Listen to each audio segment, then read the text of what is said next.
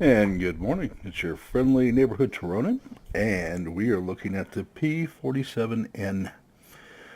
Now, this is a misnomer because the one we have right here is a P-47D-30. Says so right there, which was the aircraft that fought in Europe. Alongside the Bs, which never really went out of action. And these aircraft, properly equipped, were getting right around 435 miles an hour. They carried 8 machine guns, one hell of a bomb load, one hell of a rocket load, and were used pretty much for ground attack throughout most of the war in Europe. That being said, they were ferocious high altitude fighters. That's not well represented in this game, unfortunately. Optimal altitude they have is at 52, 59. Let's see if that changes. No, never really does. Okay. So we're going to talk about the aircraft historically, and then we'll talk about it in game. Historically, the aircraft, when it was used as a fighter, was a high altitude fighter. And while the P-47 was never famous for being a all that nimble an aircraft at high altitude, surprisingly, when all other aircraft tended to start dogging out, this one was just finding its own feet and doing very well. A lot of aircraft, of the Axis aircraft especially, the Messerschmitt did okay at these kind of altitudes, though not great. We're talking 25 to 33,000 feet. The dreaded Focke-Wulf 190 A models just did not perform well at these altitudes at all. And various aircraft like the Hornet and the various versions of the Junker 88 and the Dorner were pressed to the services. Very heavy fighters to combat the bomber streams of B-17s. And these were the first answer. They could get out all the way about midway to France and the French border, and then they'd have to turn back. But they could escort the B-17s all the way out there with drop tanks. And that was fine as far as it went, but if you wanted to go further, the bombers, the German fighters, would simply wait for the P-47s to drop their tanks, turn around and go home, and then would launch onto the bomber stream, bomber boxes. And then, of course, when the bombers came back, P-47s would be flying out to meet them and escort them back in. And it cut down casualties quite a bit, but still, it wasn't the answer that they looked for. And the answer was the P-47N. And unfortunately, until I upgrade the frame here, you're not going to see that, but its characteristics you always tell at a glance because this elliptical wing went away. And it went to a squared off type of wing, each of which carried 93 gallons of gasoline in them. You still had the 850s as well, and the aircraft's total storage of fuel went up to 1,265 gallons, which gave this thing in the end configuration 23,050 miles of range. Radius was what you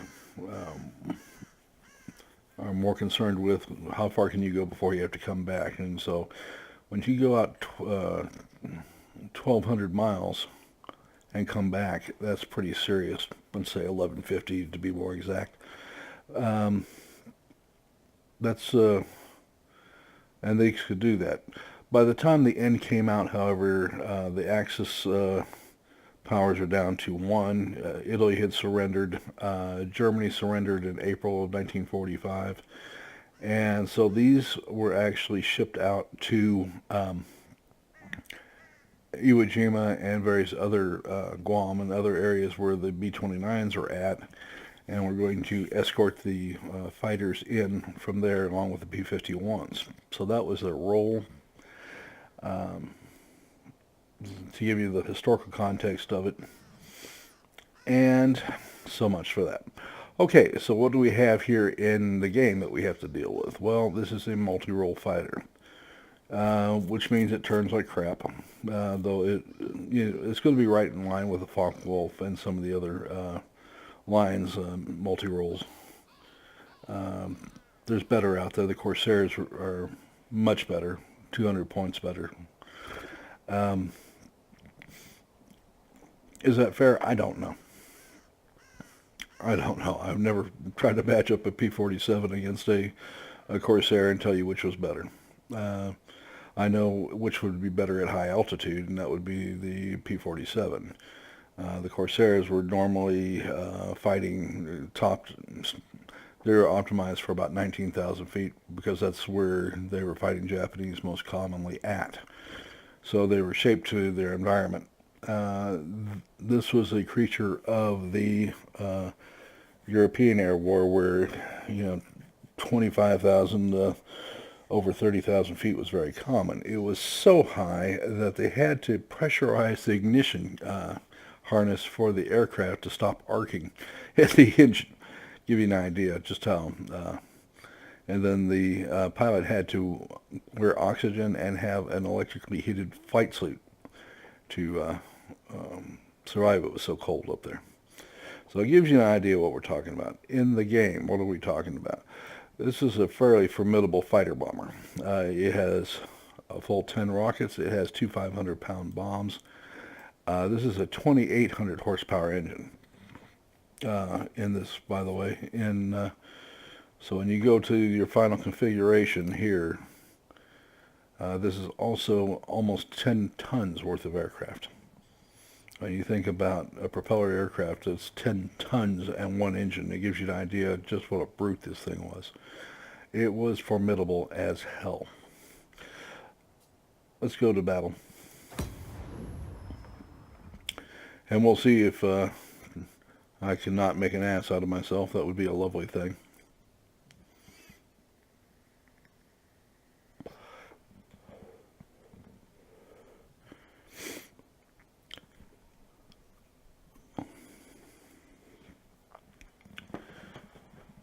It would certainly be nice if that was the case. If I do too bad, I'll have to start this all over again. After that long introduction, I don't really want to do this all over again. Attention! You are entering the combat zone. Get ready for battle. All right, I'm going to go down here, take the garrison, and head up and take whichever air bases we're working on. So that's the plan here. 5,200 is where they have the altitude set. In my opinion, it ought to be more like 82. This is not an aircraft that struggled with altitude. In fact, it preferred to be up there. It's fastest at over 25,000 feet.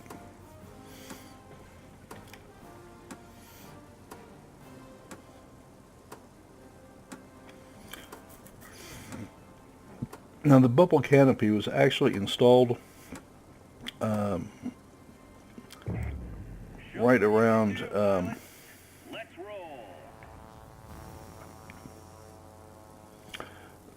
the P-47D-25, if I remember correctly. And you'll notice this little fillet in the back, kind of fin-shaped deal, and that was built to give some directional stability back after the aircraft was rear end was cut back to handle the bubble canopy.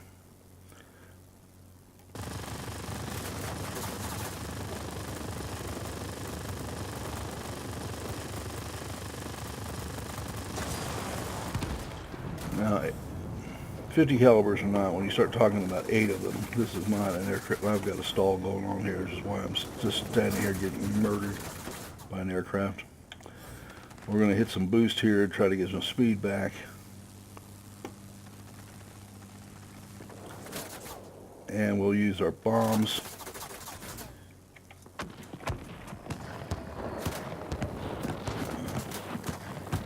And level out here, you notice we're doing 452 at one point. And I'm sure this fellow just loves the idea of me being chewed up and helpless. And we'll see if we can't disabuse him of that notion.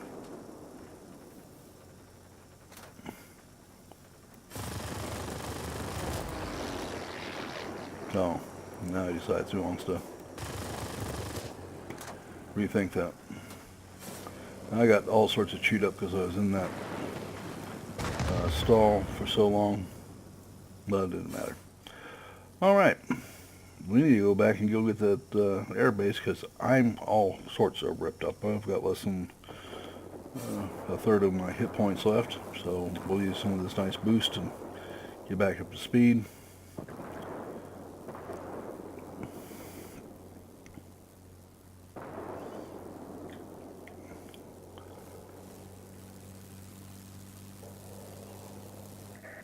Looks like our red friends are giving us trouble over that airspace. Enemy aircraft.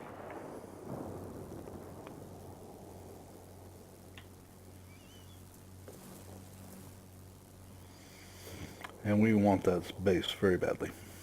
So,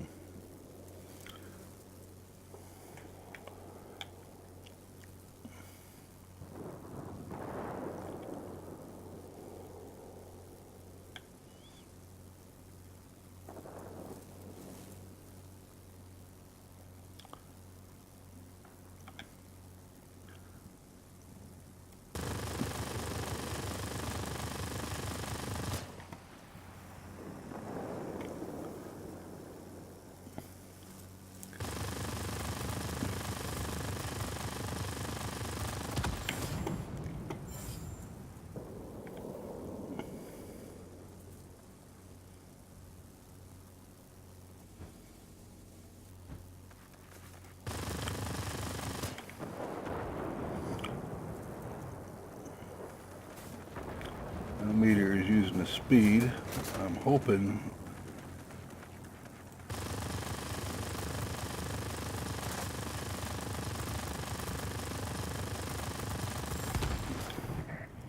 Our military base is launching strikes on the enemy. This will make things easier for you.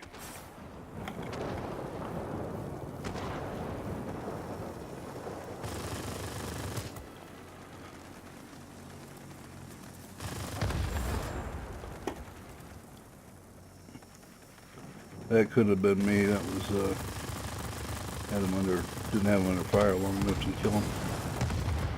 As much as I'd like to claim credit for it, that's going to be a little difficult.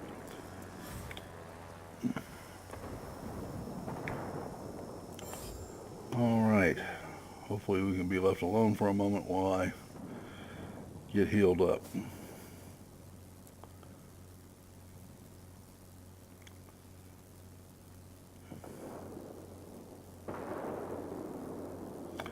And we're back to new.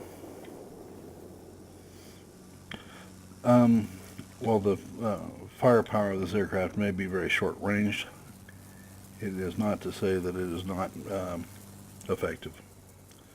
Essentially, a P-47 D's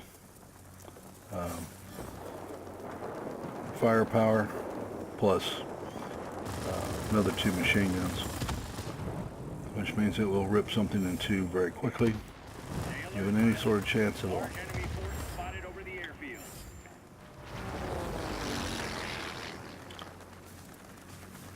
And these red teams decided to be particularly stubborn this morning.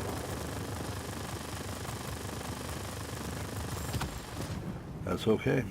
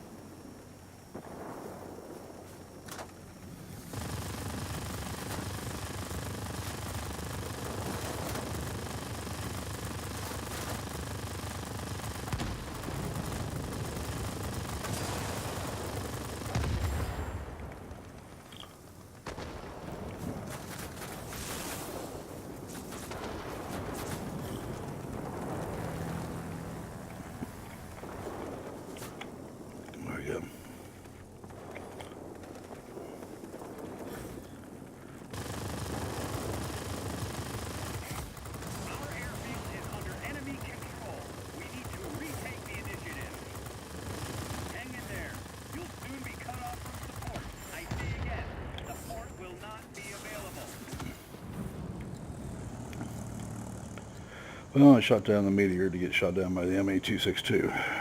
Okay. The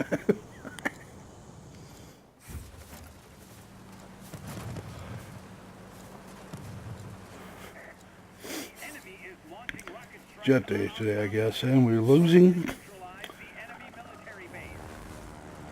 All positions are captured by the enemy. You must And turn the tide. I am not happy. This is not right. Almost got us. They have... We cannot support you any longer. The storm is too heavy. Do you copy? Over. Did you give the other side enough of an advantage there? Meteors and 262s and...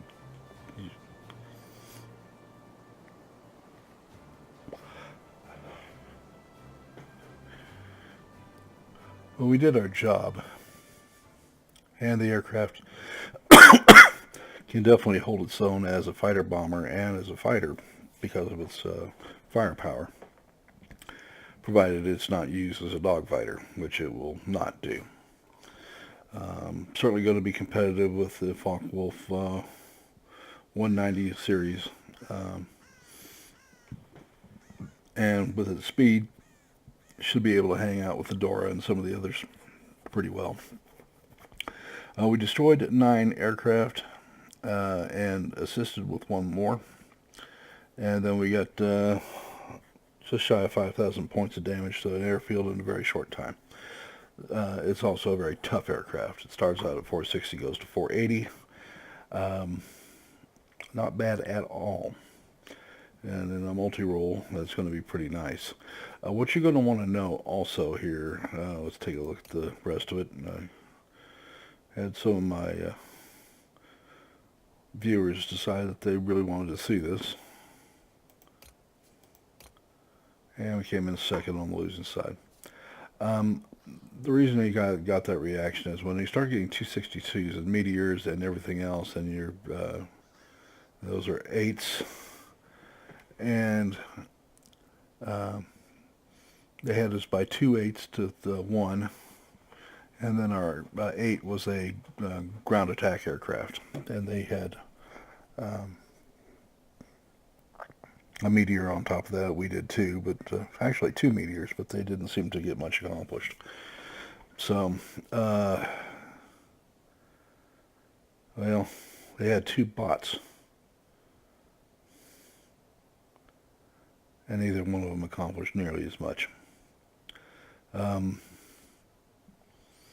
Not pleased. I am not pleased. I don't like being handed a loss, and I felt like I was that time. That's okay. Let's just move on. So in any case, this is going to be a good fighter line. I'm interested in where it goes. I have not taken a look at the tech tree. Let's go to USA. And XP-72 will be next. This is another prototype that never really went anywhere. And then it will go to the Thunderjet, which is quite the bomber. It is used primarily as a ground attack aircraft. And still using 50s of all things. Huh. I wonder what they're using a Thunderstreak. Still using 50s. Interesting. Well, all right then.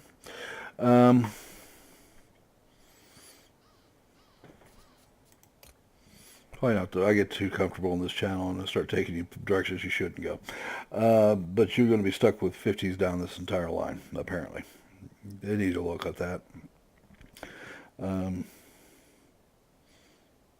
Yeah, they really need to look at that. That's a hell of a disadvantage down the line. Especially when you have things like the Starfighters have an M61 Gatling, which is probably the meanest machine gun ever put into a machine cannon ever put into a plane, period. That needs to be looked at. Okay, so bottom line here is well worth the time, well worth the effort. Hope you enjoyed the video. Please remember to like the video and to subscribe. I need all the subscribers I can get. You all have a great day, and I'll see you tomorrow. Bye-bye.